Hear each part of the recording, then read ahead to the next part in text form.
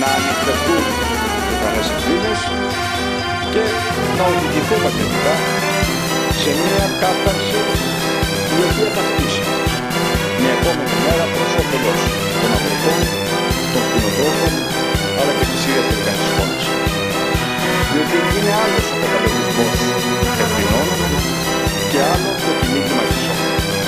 Γι' αυτό και η λύση της εξεταστικής είναι σε αυτή τη συγκυρία η εγκατευμένη.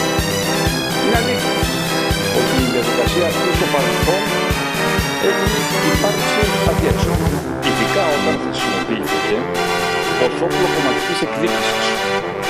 Μόνο που στη συγκεκριμένη περίπτωση, όπως θα εξηγήσω, αποτελεί τον μόνο τρόπο για να δούμε και να υπερβούμε μια πραγματικότητα που πρέπει οριστικά να αφήσουμε πίσω μας.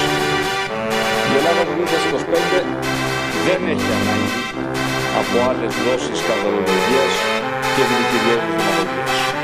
Έχει ανάγκη από αλήθειες, ακόμα και απέναντι σε πολλά κακοσκήμενα τα οποία επιμένουν να μας πληγώνουν. Και βέβαια έχει ανάγκη από τόλμη να τα ξεπεράσουμε, ανεξάρτητα από το όποιο πολιτικό κόστος αυτά συνεπάγονται. Και αυτή ακριβώς είναι και η δικιά μου προσωπική επιλογή. Και δεν θα μας αφήσω να λέω. Ο οργανισμός πληρωμών κοινοτικών ενισχύσεων ήταν επί δεκαετίες μια ανοιχτή πληγή.